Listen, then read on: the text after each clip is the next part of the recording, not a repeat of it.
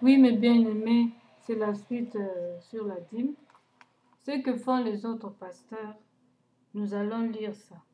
Dans 1 Timothée 6, verset 10.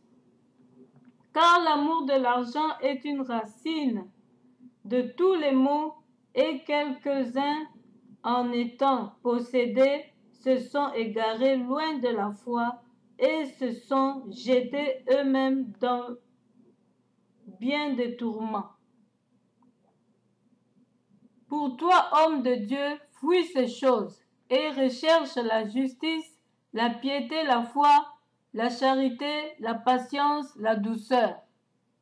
Voilà les choses à chercher, vous les serviteurs de Dieu.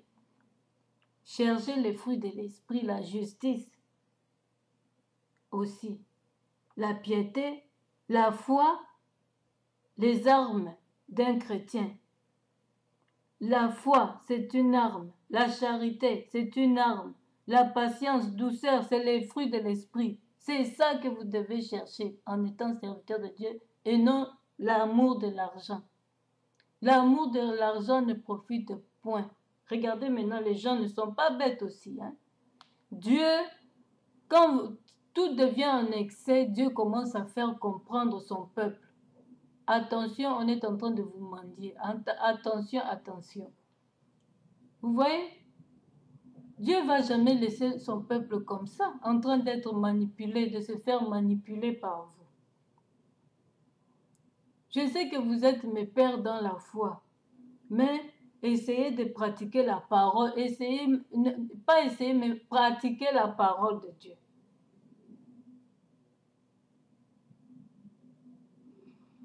C'est ce que vous devez chercher normalement. Je vais vous expliquer la justice. Pratiquez la justice. Quand vous demandez l'argent comme ça, les dîmes, vous ne pratiquez pas la justice. Parce que la personne là que vous demandez l'argent a peut-être la même souffrance que vous à la maison. Et cherche aussi à s'en sortir. Et il n'arrive pas et vous prenez encore de cette personne. Vous tuez la personne. C'est pourquoi il est recommandé l'offrande volontaire. La personne saura elle-même, quoi donner et quand donner. Selon son budget, selon ce qu'elle peut. Et elle donnera du fond de son cœur. Isaac. L'histoire de l'Isaac, tout le monde connaît. D'Abraham, Isaac. De sacrifier son fils, mais ce n'était pas la volonté de Dieu de tuer, mais Dieu voulait tester sa foi. Et Abraham n'a pas hésité de donner son propre fils unique de la promesse. Et Dieu, en voyant ça, il l'a béni, puis l'a surnommé le Père des croyants. Donc, mes frères et sœurs, la justice, quand vous ne mendiez pas les autres, quand vous savez comment résoudre les solutions, justement, quand vous savez vraiment à pratiquer la justice, quand la justice, c'est savoir faire à l'autre ce qui est bon et non ce qui est mauvais. C'est ça la justice.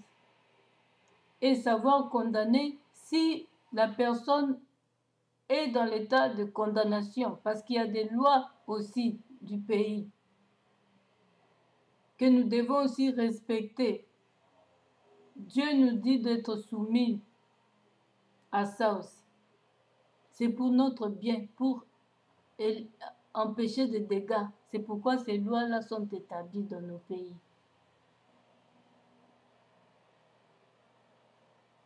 Mais les lois humaines et non des lois des criminels ou quoi, non. Nous allons continuer. La piété. Quelqu'un qui est pieux, qui craint Dieu. C'est ça, vous les serviteurs de Dieu. Tout comme nous les fidèles, les choristes, tous ceux qui veulent suivre Dieu. Évitez tout ce qui est péché. Vivre une vie pieuse. La foi, c'est une arme. Quand vous avez la foi dans tout ce que vous faites, que vous allez réussir, ayez toujours une bonne pensée positive et non négative. Que je réussirai dans ce que je fais, tôt ou tard. Comme ça, confessez vous-même aussi. Que je réussirai dans ce que je fais. Même si quelqu'un vient t'injecter quelque chose que toi tu crois que dans ça tu vas réussir. Quand toi-même tu es rassuré que c'est dans la volonté de Dieu, tu dis oui, je réussirai au nom de Jésus. C'est ça la foi, et de croire à ce qu'on ne voit pas encore. Mais tu crois que tu l'as déjà, que tu possèdes déjà la chose par la foi. Et tu le verras s'accomplir quand c'est comme ça. Parce que tu travailles maintenant ta tête et tu travailles le diable en même temps quand tu confesses. Le diable se dit, oh, moi je voulais qu'elle soit une femme de doute. Mais maintenant elle confesse la foi, oh, j'ai perdu. Confesser, c'est une arme pour faire fuir le doute et Satan dans vos projets. La charité, nous savons tous, l'amour. L'amour du prochain est très important. Avec l'amour, il n'y aura pas de criminels dans nos pays. Il n'y aura pas de criminels. Parce que tu vas faire à l'autre ce que tu aimerais qu'on te fasse et non ce que tu n'aimerais pas qu'on te fasse. Nous allons prendre ça. On a vu des présidents qu'on a coupé. Les héros de nos pays ont été déchiquetés. On voit les massacres au Kivu. Tout ça, s'il y avait l'amour, ça ne se ferait pas. Et qui sont derrière tout ça? C'est le monde des ténèbres qui dirige le monde. Et qui utilise les propres frères de ces personnes-là pour les tuer. Et ceux-là qui se font manipuler n'ont pas d'amour. S'ils avaient l'amour, ils allaient répliquer, dire, c'est mon frère, je ne veux pas le tuer. C'est tout. Le diable ne saura pas entrer ou faire quelque chose. Quand le diable vient avec ça, vous le calez. Il vient avec ça, vous le bloquez. Parce qu'il y a l'amour, il ne pourra pas entrer faire ses massacres. Il ne pourra pas entrer. Mais quand il n'y a pas, le diable vient et il trouve qu'il n'y a pas d'amour. Il en profite, il va vous massacrer jusqu'à vous éliminer, vous tous. Et faire ce qu'il veut maintenant, prendre la possession de votre terre. C'est pourquoi la charité est recommandée. La patience. Dans les affaires de Dieu, la patience, dans tout, la patience. Quand tu as un bébé, tu viens de naître, le bébé vient de naître. Faut pas, le bébé naît et il grandit petit à petit. Si tu n'as pas de patience pour voir, tu veux voir vite le bébé grandir, marcher, même si tu es impatiente, tu seras obligé d'attendre. Donc c'est pas la peine de faire de l'impatience là où il ne faut pas. Parce que dans le cas du bébé, tu dois attendre. Le bébé va marcher en son temps. C'est pas parce que vous êtes impatiente que le bébé va vite marcher. Non. Soyez patient dans toutes choses, dans vos demandes, dans le Seigneur aussi. Dans votre boulot, vous venez de commencer, il n'y a pas encore de clients. Soyez patiente et patient.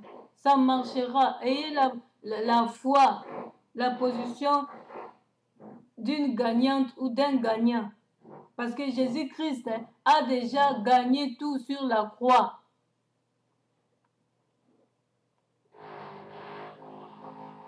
La douceur, Les gens disent, ah maman Mireille, tu es douce, hein? Même en parlant, tu es douce. Oui, je suis douce.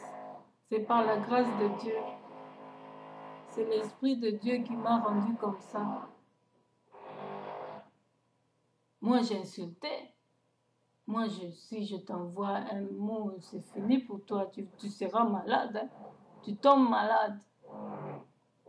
Mais maintenant, je vois tout comme rien. La douceur. Défendons la douceur. Il y a d'autres passages qui nous le disent. En toi, les hommes doivent voir la douceur. Les femmes doivent voir la douceur. Il ne faut pas être agressif. Ça n'arrangera rien. Ça va détruire. Ça détruit beaucoup les couples. Être agressif. Si vous êtes doux ou douce, cela ne vous diminue en rien. Une femme qui a l'Esprit de Dieu, qui sait comprendre que l'homme est le chef, vous respectera toujours. Vous respectera toujours. Ce n'est pas la peine de faire des choses. Voilà mes frères, nous avons encore la suite.